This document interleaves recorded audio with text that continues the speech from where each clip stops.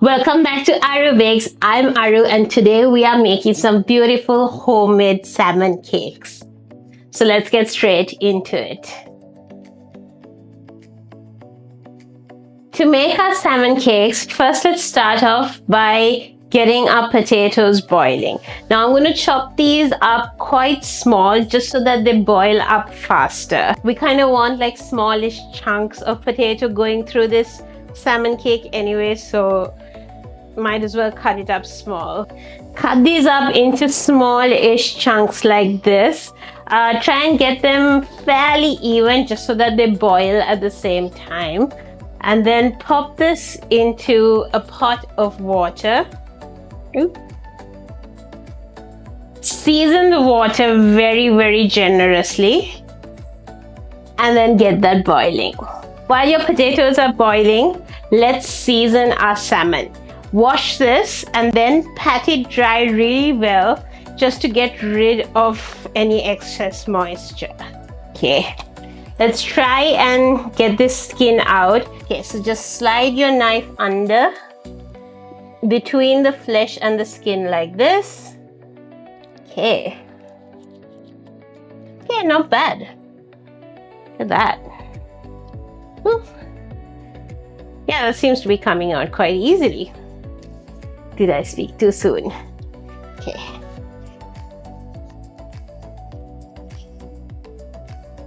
Okay, not bad.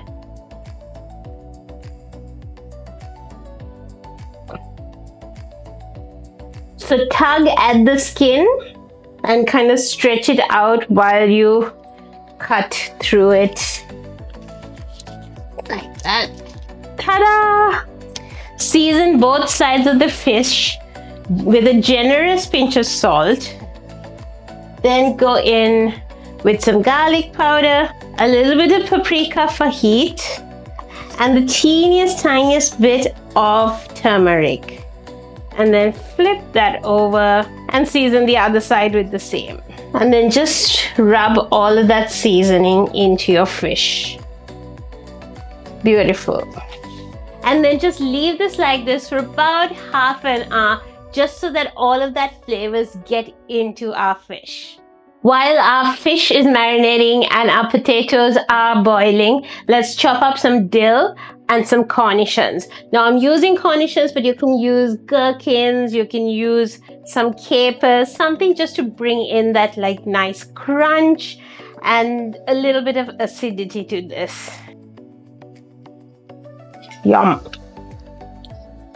Chop these up kind of as fine as possible. Same with the dill, kind of smallish bits of dill like this, just because I want that herbiness kind of running through our salmon cakes.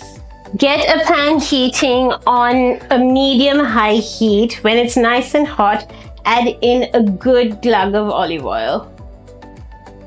And then just very carefully add your salmon in. Let that cook for about maybe 2 minutes on one side, and then just carefully flip that over and let the other side cook. We just want this to almost barely cook through because it is cooking a second time when we're frying up our salmon cakes. Check on our potatoes to see if they're boiled through. Let's see. No, they are soft, but they need a little bit longer.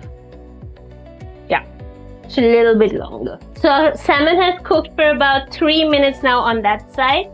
So I'm going to flip it over again carefully, just to get the other side cooking a little bit more. The salmon is now beautifully flaky and pink on the inside. So let's kill the heat and take that out of the pan.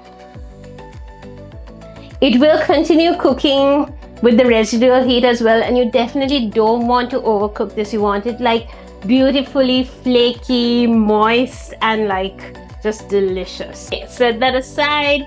Our potatoes are pretty much done now.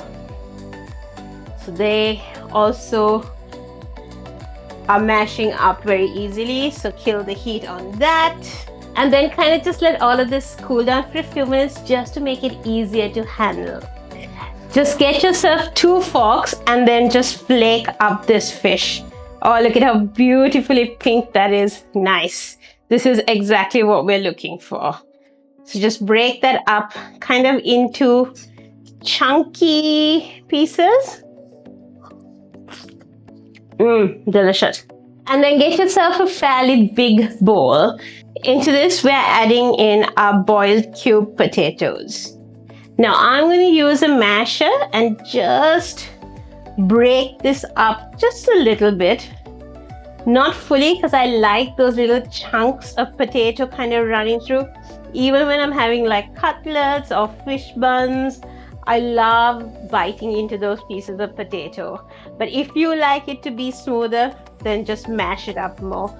Totally up to you.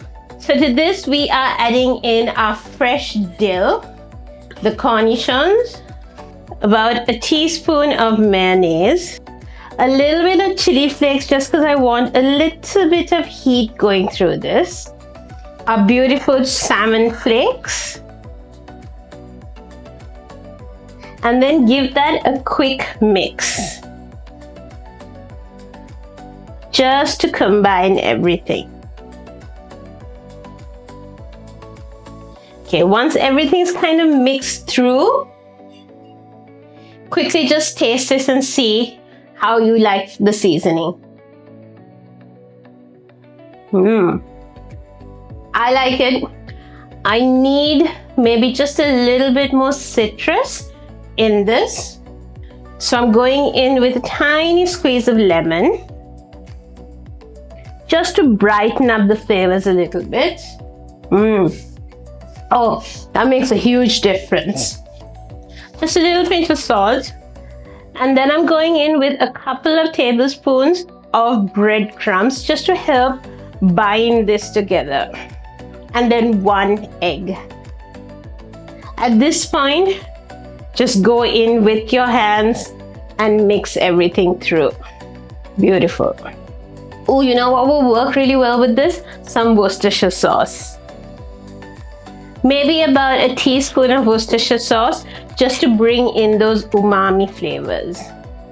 And then we kind of want to make salmon cakes that are about that size.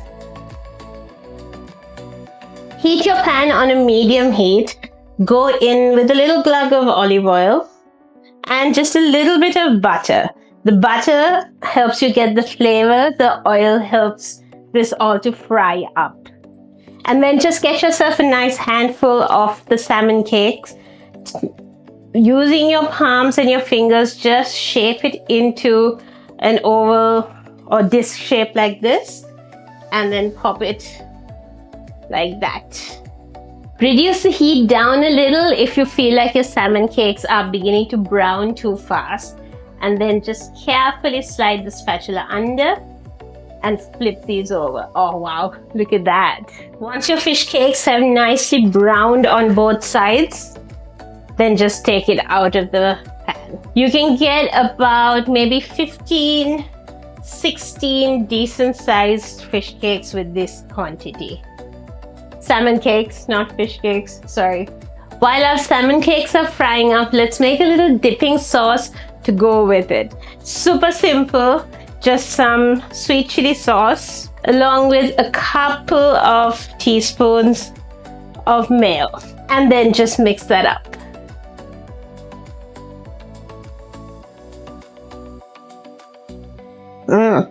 If you want a little bit more of a citrusy hit, just go in with a little bit of lemon juice. Super simple dipping sauce, you guys. And then you have these beautiful homemade salmon cakes. Oh, it's so yummy.